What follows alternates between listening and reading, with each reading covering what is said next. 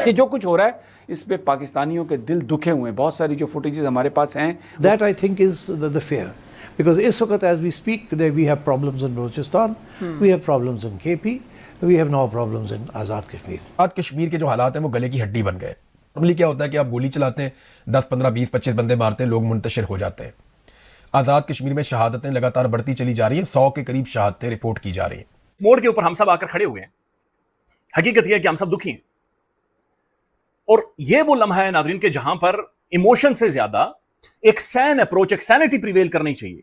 Record के ऊपर चीजें आ रही हैं, हिस्ट्री बन रही है, पाकिस्तान की तारीख में कभी भी नहीं हुआ अजीजा नेमन। और वो कह रहे हैं कि जनाब वेस्टर्न बॉर्डर आपका अनस्टेबल है, आपने अफगानिस्तान से खामखा के अंदर बेपंगा लिया हुआ है, बलूचिस्तान के अंदर बगावत अपने अरूज के ऊपर है, खैबर पख्तूनख्वा के ऊपर जो है वो शिद्दत पसंदी मिलिटेंसी अपने अरूज के ऊपर है, एजेके के अंदर ऐसा अनरेस्ट है कि आपके हाथ से निकलने वाला आपकी पूरी पॉलिसी तबाह बर्बाद है। कमेटी वालों ने ये कहा, आपको ये वीडियो दिखाते हैं, वो चीख चीख कर फौज को कहते हैं कि यहां से निकल जाएं। उन्होंने कहा कि जब हमारे यहां दहशतगर्द आए तो आप नहीं आए, हमें एक अमन कमेटी बनानी पड़ी, हमें बंदूक उठानी पड़ी, हमें दहशतगर्दों से लकी मरवत को खाली कराने के लिए खुद लड़ना पड़ा।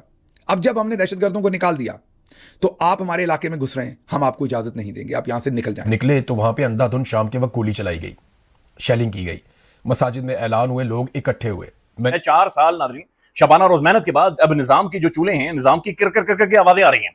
निजाम नाज़रीन धड़म मुंह के बाद जाकर गिर गया है। कमेटी वालों ने, मतलब कि वहां के लोकल लोगों ने बंदूकें उठाई, उन्होंने रॉकेट लॉन्चर उठाए और वो फौज को सीधे हो गए और वहां से उन्होंने फौज को निकाल दिया। ये सूरत हाल बनी हुई है। हम आपको इसलिए नहीं दिखाते कि हमारा काम ये नहीं है कि हम आग पर तेल छिड़कें। नमस्कार दोस्तों, जय हिंद। पाकिस्तान में इस वक्त हालत पूरी तरह बेकाबू हो चुकी है। एक तरफ जहां पाकिस्तान की अपनी ही जनता अपनी आर्मी के खिलाफ सड़कों पर उतरी हुई है, वहीं दूसरी तरफ पाकिस्तान के कब्जे वाले कश्मीर पीओके में जारी वायलेंस पर अब यूनाइटेड नेशन ने भी पाकिस्तान को करारा फटकार लगाई है। पीओके में बेकसूर और पीसफुल प्रोटेस्टर पर ढाए जा रहे जुल्म पर यूएन में गंभीर चिंता जताई है। यूएन सेक्रेटरी जनरल के डिप्यूटी स्पोक पर्सन फरहान हक ने साफ शब्दों में कहा है कि अगर पीसफुल प्रोटेस्ट कर रहे लोगों को नुकसान पहुंचता है तो इसके लिए जिम्मेदार पाकिस्तानियों को सजा मिलनी चाहिए। UN human rights chief Volker Turk ने भी डेथ और अरेस्ट की फेयर इन्वेस्टिगेशन की मांग की है। दरअसल पाकिस्तान सरकार और उसकी आर्मी अपनी नाकामी छुपाने के लिए आम लोगों की आवाज दबा रही है। इसके साथ ही खबरें ये भी आ रही हैं कि खुद अपनी ही आर्मी के खिलाफ उठती बगावत यूएन के इस कड़े रुख ने इंटरनेशनल स्टेज पर पाकिस्तान का असली चेहरा पूरी तरह बेनकाब कर दिया है, जिसकी पोल खुद अब पाकिस्तानी कर रहे हैं। द वेटरन्स ऑफ पाकिस्तान, ये सेंट्रल एग्जीक्यूटिव कमेटी की स्टेटमेंट है। वेटरन्स ऑफ पाकिस्तान कौन है? ये मुसल्लह अफवाज में से रिटायर्ड फौजी अफसरान और अहलकारों की एक तंजीम है।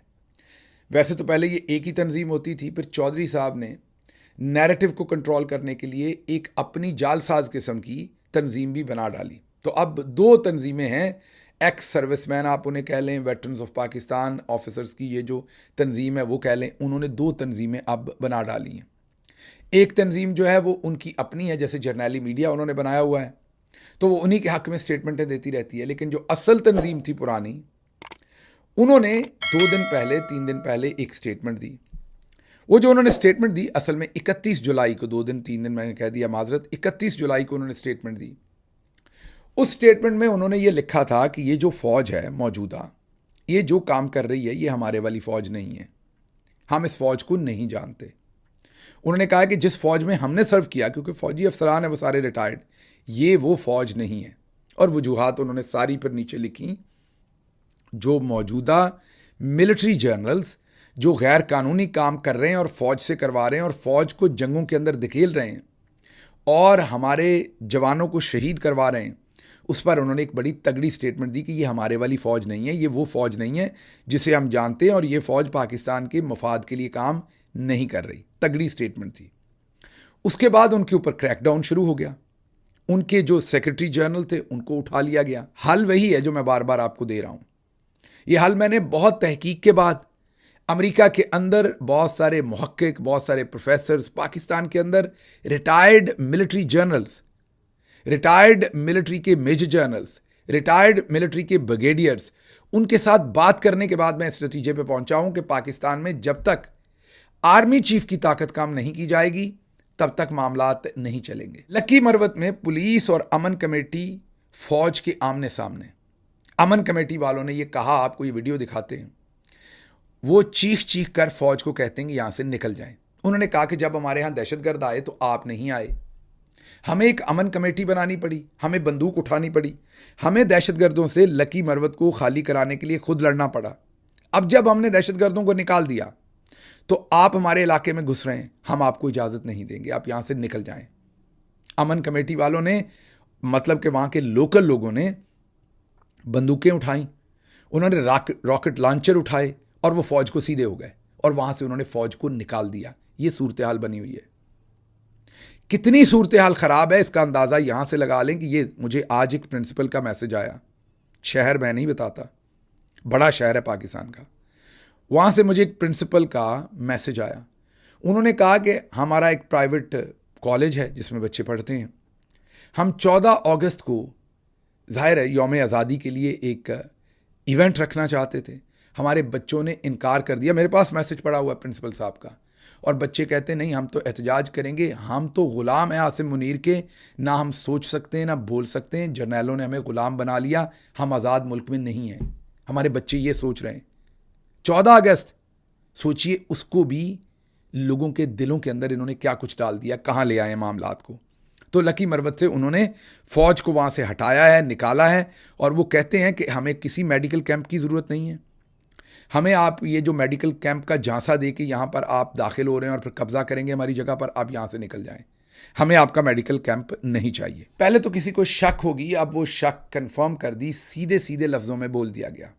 राणा सनाउल्लाह ने कहा कि कानून नाफिज करने वाले इदारों ने रावला कोर्ट को घेरे में लिया हुआ है, लेकिन इलाके को क्लियर करवाने के लिए ऑपरेशन नहीं किया जा रहा, ताकि अगला जुमला सुनिएगा, ताकि मज़ीद मासूम जानों का नुकसान ना हो। अब ये कोई इंटरनेशनल मीडिया प्रोपेगेंडा नहीं कर रहा, कश्मीर एक्शन कमेटी नहीं कर रही, राणा सनाउल्लाह अपने मुंह से मान रहे हैं कि जानों का नुकसान हुआ।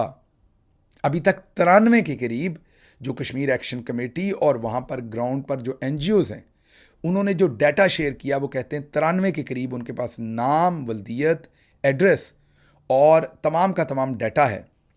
93 के करीब 93 लोगों की जानें जा चुकी हैं। नादरीन, आज़ाद कश्मीर के जो हालात हैं वो गले की हड्डी बन गए, लोग मुंतशिर नहीं हो रहे, और ये सबसे बड़ा प्रॉब्लम है। नॉर्मली क्या होता है कि आप गोली चलाते हैं, 10, 15, 20, 25 बंदे मारते हैं, लोग मुंतशिर हो जाते हैं। आज़ाद कश्मीर में शहादतें लगातार बढ़ती चली जा रही हैं, 100 के करीब शहादतें रिपोर्ट की जा रही हैं। और मुजफ्फराबाद में यह दावा किया गया कि लोग जब निकले तो वहां पे अंधाधुंध शाम के वक्त गोली चलाई गई, शेलिंग की गई, मसाजिद में ऐलान हुए, लोग इकट्ठे हुए। मैंने पिछले वीलॉग में आपको मसाजिद से होने वाला ऐलान भी सुनवाया। अब मुजफ्फराबाद में भी लोग निकल आए, सड़कों पे इकट्ठे हो गए, पूरे मुजफ्फराबाद में लॉकडाउन हो गया और लोग वहां पे भी धरना देकर बैठ गए।